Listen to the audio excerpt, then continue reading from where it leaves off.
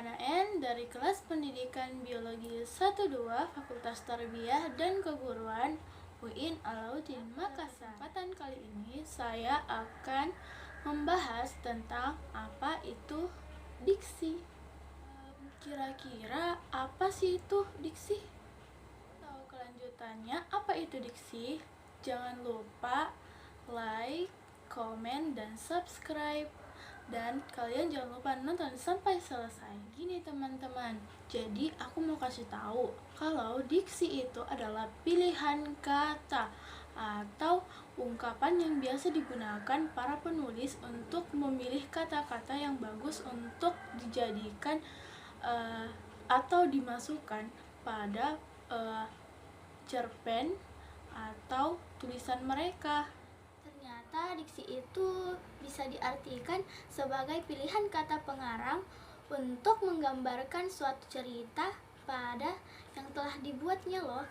Maka diksi juga adalah pilihan kata atau gaya bahasa yang digunakan para penulis untuk membuat tulisannya itu semakin menarik untuk dibaca oleh pembaca. Kata sesuai dengan makna dan kaidah kata itu juga terbagi atas yang pertama jenis kata.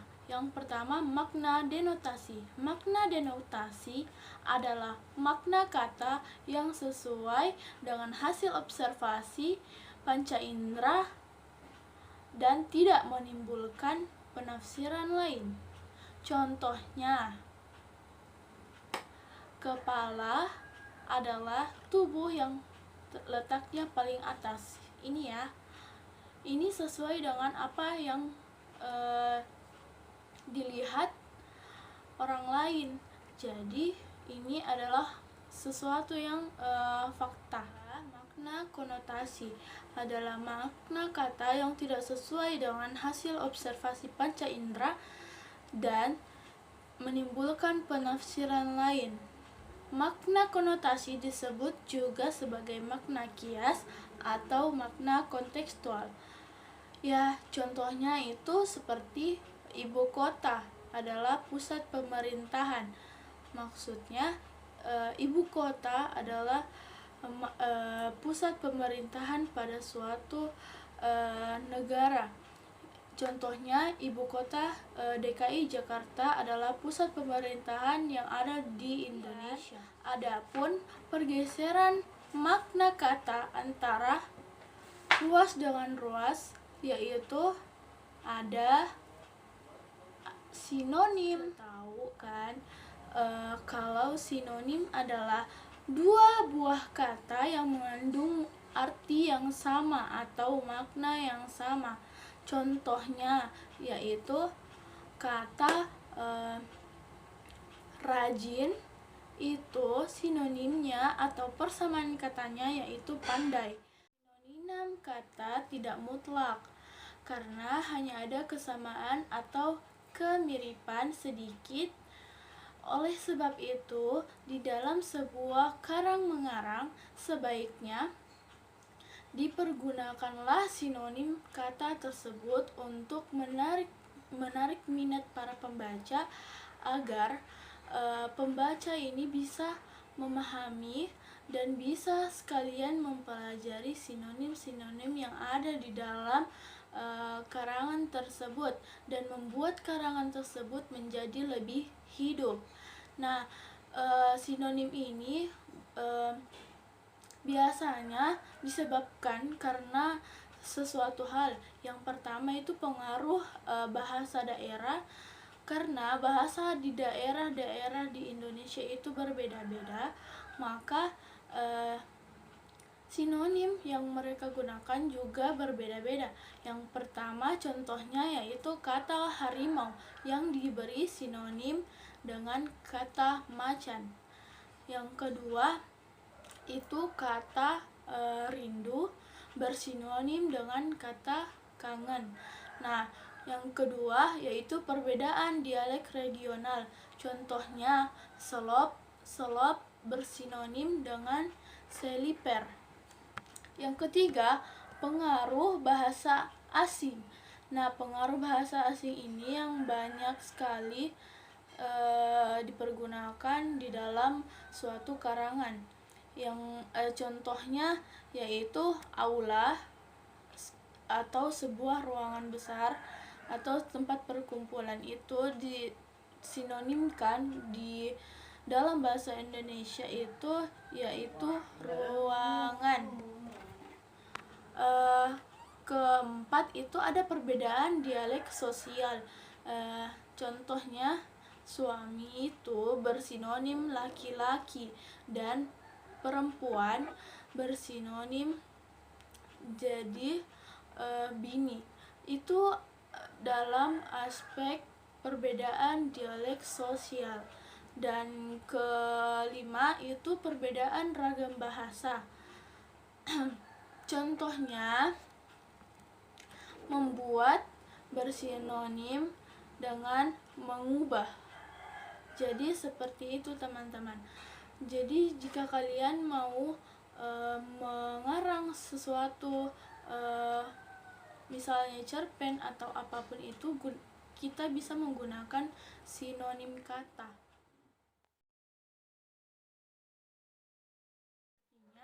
atau berkebalikan artinya. Contohnya yaitu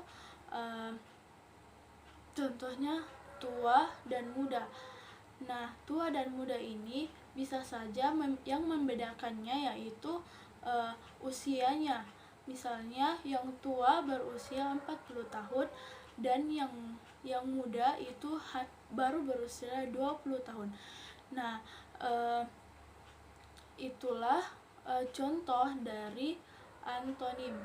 Karena kalian juga udah pada tahu, dan masih banyak contoh-contoh lainnya seperti luas berlawanan dengan sempit, besar berlawanan dengan kecil, dan masih banyak lagi. Kalian bisa searching lagi di Google. Saya akan menjelaskan tentang kata umum dan kata khusus, di mana kata umum adalah kata-kata yang memiliki makna dan cakupan yang lebih luas. Kata-kata yang termasuk dalam kata umum ini disebut dengan kata hipernim. Dan kata khusus adalah kata-kata yang ruang lingkup dan cakupan maknanya lebih sempit atau biasa juga disebut dengan hiponim. Pada umumnya, kata umum berasal dari beberapa kata khusus. Meskipun kata-kata khusus memiliki bentuk yang berbeda, tetapi maknanya tetap sama. Contohnya yaitu kalimat ayah melihat adiknya yang sedang dirawat di rumah sakit. Ayah menengok adiknya yang sedang dirawat di rumah sakit.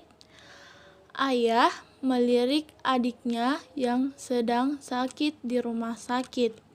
Nah, kalimat di atas atau kalimat yang saya paparkan memiliki makna umum, yaitu melihat.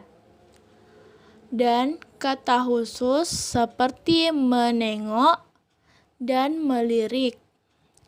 Pada kalimat pertama, yaitu ayah melihat adiknya yang sedang dirawat di rumah sakit, kata umum masih bisa digunakan sesuai dengan konteks kalimat di atas. Sedangkan pada kalimat ketiga, kata khusus melirik tidaklah sesuai dengan konteks kalimat tersebut. Kata khusus yang sesuai adalah menengok, yaitu pada kalimat kedua, yaitu ayah menengok adiknya yang sedang dirawat di rumah sakit. Alhamdulillah, sampai situ dulu ya pembahasan kita hari ini. Karena semuanya udah kelar, kita sudah tahu itu diksi dan cakupan-cakupannya, pembagian-pembagiannya dan contoh-contohnya. Nah, Semoga ilmu yang saya paparkan ke kalian bisa bermanfaat dan bisa mudah dicerna, dan semoga menjadi ilmu yang bermanfaat. Oke, kalau kalian suka dengan video ini, silahkan like dan komen di video ini. Jangan lupa juga subscribe channel Ihwana Natsir, dan jangan lupa jaga kesehatan, dan jangan lupa bahagia. Assalamualaikum.